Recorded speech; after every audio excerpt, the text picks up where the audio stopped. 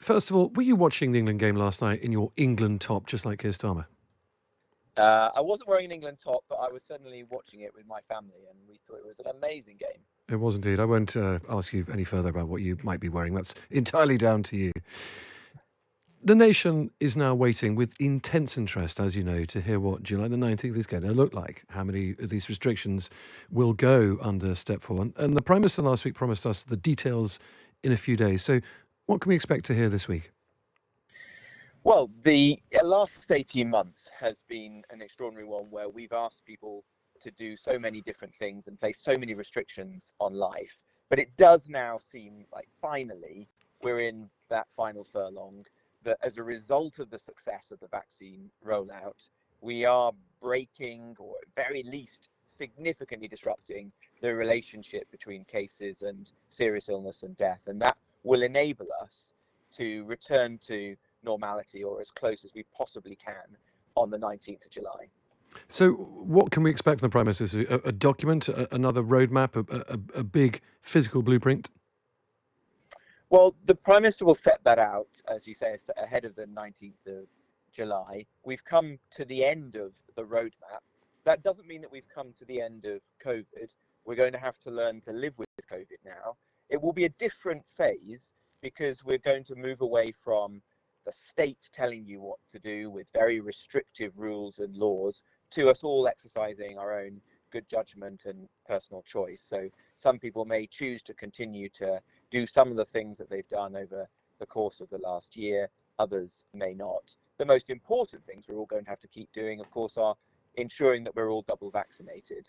And then in the winter, making sure that the most vulnerable in society get the booster jabs when they're available. That really is the key to sustaining the progress that we've made recently.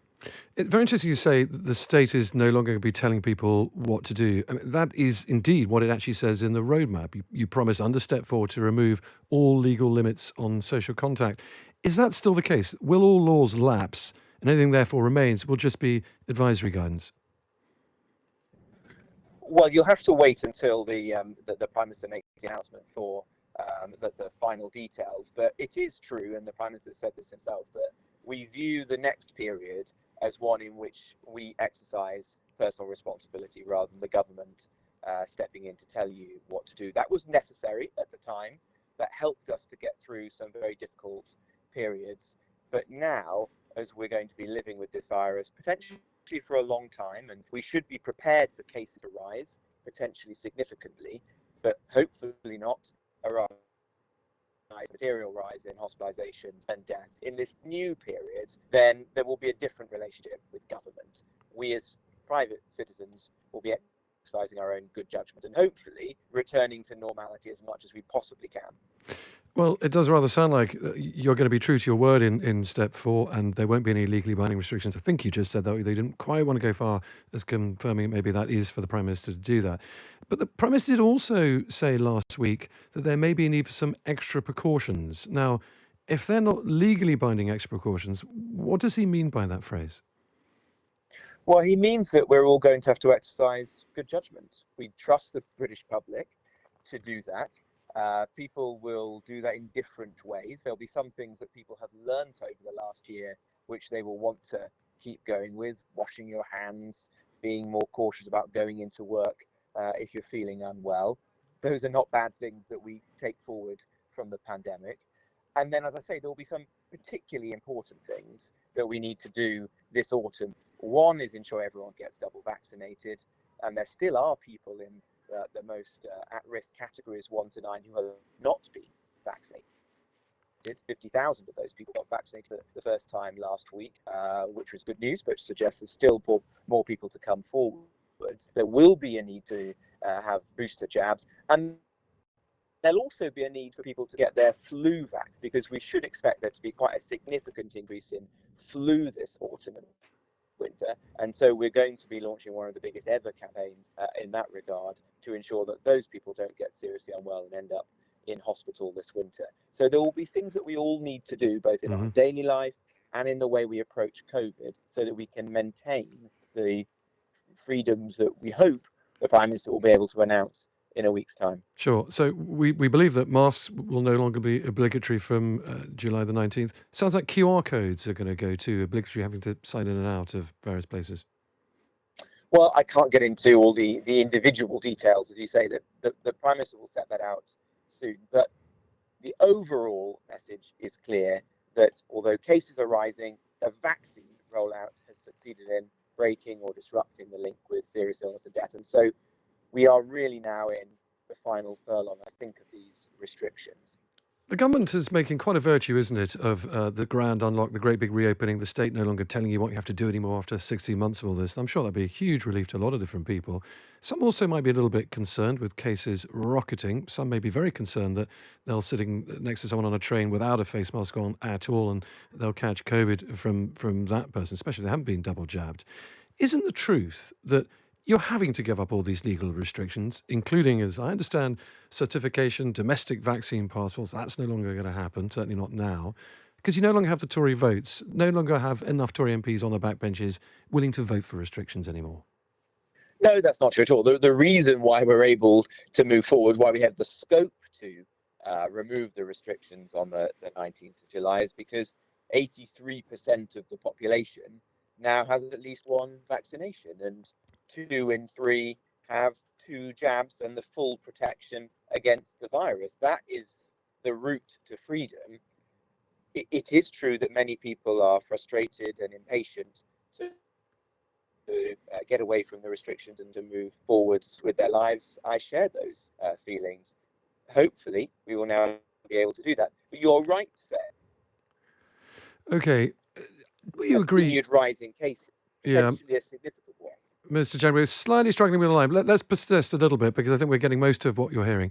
Do you agree that the current rules, as we speak at the moment, are out of kilter with the state of the pandemic? I mean, one example we saw this week, the somewhat ludicrous situation of Defence Secretary, your cabinet colleague Ben Wallace, and all the other armed forces chiefs having to isolate away from work, unable to do their jobs fully, to run the nation's defence to their fullest capacity, because someone in a meeting room with them had COVID. They've all been double jabbed. Some of them already had COVID as well, like Ben Wallace.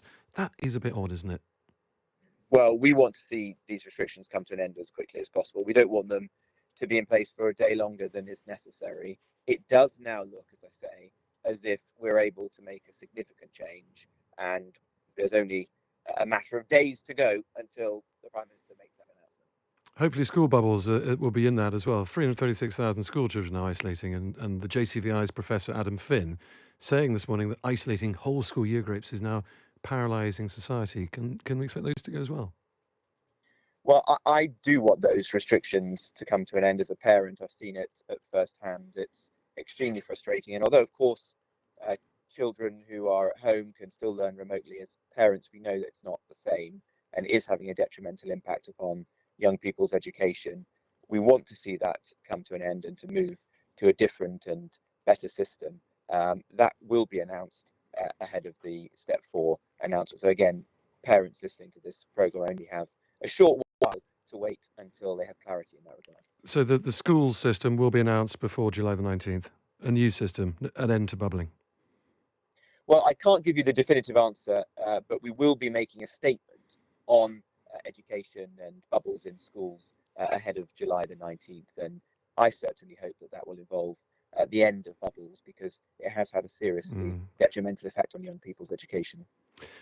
The other area that's been a lot of fluid talk about is holidays, booking foreign holidays. Let me just ask you a simple question. Is it still immoral to book a summer holiday to an amber list country now? Well, we've never said it's immoral to do that. I think the We've former said health that secretary went pretty close on this we've programme. said that it's unwise to do that, because at the moment you can't travel on holiday to a country that's on the amber or the red list. And so we wouldn't advise anyone to go and book a holiday until we've been able to give them certainty that they'll be able to go and do the holiday.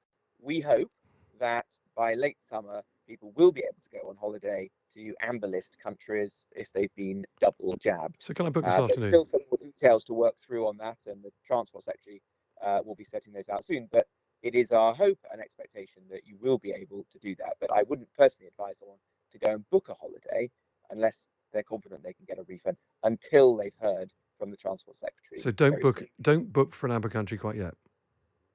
I would hold off, but again, we're very hopeful that we'll be able to get people travelling if they've been double jabbed by the end of the summer.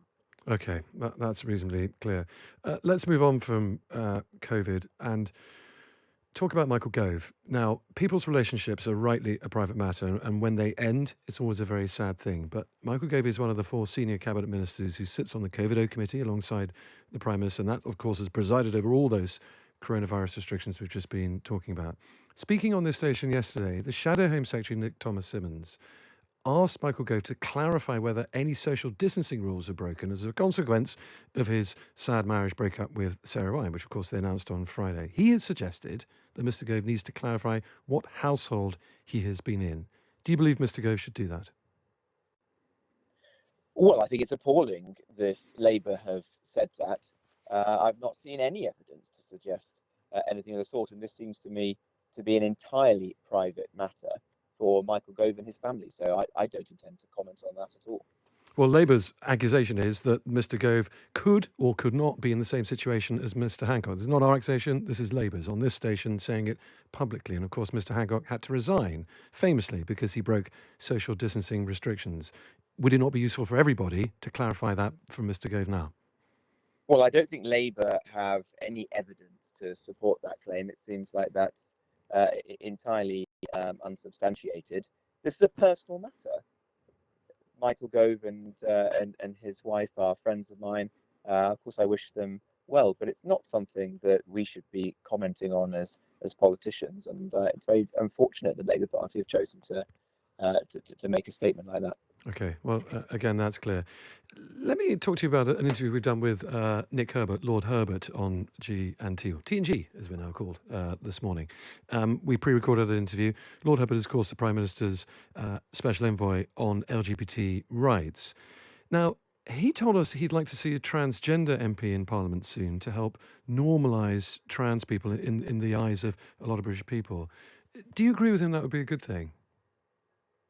Yes, I want Parliament to be as diverse as possible to represent the country in its fullest sense. So I'm fully supportive of having people of all backgrounds in Parliament. We have made a lot of progress in recent years with respect to LGBTQ members of Parliament, but Nick Herbert is right to say that there isn't anybody who is trans within Parliament at the moment, and perhaps that will change in the future. He's right to point out that there are trans members of other parliaments elsewhere in the world. We also talked to Nick Herbert about the whole issue of trans self-identification. Now, this is a fairly hotly disputed topic at the moment. People have their various different views on whether transgender people should be able to self-identify. Your Equalities Minister is one of them, your Cabinet colleague Liz Truss, and she said quite firmly recently, and I quote, "Women have vaginas." Now, that's not a silly question at all. It comes down to the fundamental basis of what it is to self-identify, what it is to be a woman. Do you think you need a vagina to be a woman?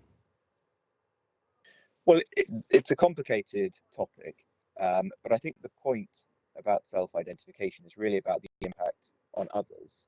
And I think one has to be extremely careful when you're talking about trans people who are self-identifying, going into women's prisons, for example, within school settings, in public toilets. And in those settings, I think we do have to tread carefully, because many women in particular feel that this is a matter for their own personal protection and privacy, and we need to support and ensure that they feel comfortable in all of those settings. I understand. It wasn't quite my question. Do you need the classic physical attributes of a woman, female genitalia, to be a woman? That's the question. Well, I think there's a matter of biology, of course, of what is a woman. I mean, absolutely, I agree with Liz Truss if that's the point that she's made in the past. Undoubtedly, of course, we want to ensure that those people who are trans can live their life, come to be. I want everyone to live in their life the way they want to and be happy, and to find love wherever they can do. One does have to be aware of the impact on other people. And that means that we have to be particularly sensitive in some of those settings that we as a government are responsible for, like schools, like hospitals, like prisons. And there one has to tread carefully and think through all of the consequences of this for other members of society. Paul's going to ask you a couple of quick questions in a second, but let me just ask you finally, the Banning Spend by-election that's just been and gone. Now, you didn't win it. George Galloway took 20% of the vote, 8,000 votes, largely off Labour. Are you disappointed, and should you perhaps have fielded a local candidate like Labour did? Because then you might have just got yourselves over the line. Well, I was elected in a by-election 7 years ago, and that was the first time that the Conservative Party in government had held one of its seats for 25 years, since William Hague was elected in a by-election back in 1989. So governments don't usually win by-elections. It was extremely unusual and an amazing result that we won the Hartlepool by-election, where we won a seat off the opposition. But the idea that one would be doing that all the time is, it is completely unheard of. It's extremely worrying, I would have thought, for the Labour Party, that in a seat which they held, they came within 300 votes of losing it, and they suffered, I think, the worst swing from an opposition to a governing party for 39 years. But your vote share also went down, Mr. Jenrick. The Tory vote share went down in the seat. Well, that's because there were many other candidates standing, including, as you say, George Galloway. But the point is that a governing party doesn't win seats off the opposition. If an opposition wants to be winning a general election, they should be winning strongly held Conservative seats in by-elections. So it doesn't surprise me at all. We'll put that to Labour. Paul. Because I would have liked our great candidate to be elected. Secretary of State, you're bringing new planning legislation through the Commons, and it's going to establish development zones where permission will be granted, and it'll be a lot easier to build homes. Now, one of the reasons your MPs say that your party lost the Chesham and Amersham by-election was partly because of the planning changes, those reforms. Are you prepared to look again at those reforms in the light of that defeat? Well, I don't think that's the reason why, sadly, we lost the Chesham and Amersham by-election. I appreciate that the Lib Dems put out some very mischievous leaflets that made all sorts of false claims about our proposals. In fact, in Chesham and Amersham, only 100 houses were built last year. It's in the lowest 10 local authority areas in the whole country for house building. So there isn't a great deal of housing being built in that area, although they have had, of course, to live through the disruption of HS2. But more broadly, we understand why people find new development contentious. It's always been that way. I don't think people are NIMBYs just because they're concerned to protect green spaces or the places that they love or their biggest investment in life. But I do want, and I think this is absolutely critical, I do want to build more homes so that young people and families can get onto the housing ladder. The current planning system is not well trusted. It doesn't have great outcomes in terms of quality and design and the environment, and it doesn't enable infrastructure like schools or GP surgeries and roads to come alongside the homes. And many people think that it's too heavily stacked in favour of the big volume house builders, not small builders and local entrepreneurs. So there's a lot that we can do to improve the system. That's the case I get that's the case for your reforms, but lots of your colleagues are actually very, very concerned about those reforms, and it may well be you simply don't have the numbers in Parliament. Are you doing anything to address those concerns of your colleagues? Yes, we're listening very carefully to our colleagues in Parliament and to the public more broadly. We want to ensure the planning system can command respect. It doesn't at the moment. That's very clear. What we want to ensure is a planning system that really engages members of the public. Remember, today only between 1% and 3% of people have any involvement in planning, whether that's contributing to a local plan or commenting on a planning application in their neighbourhood. We want to ensure that it's brought into the digital age so you can do all this on your smartphone. And we want to ensure, above all, that the homes that are built are actually good quality, beautiful homes meeting our aspirations for net zero. We can only do that if we refresh the planning system. And we've got some sensible, pragmatic reforms, which I hope will command widespread support when they're published later this year.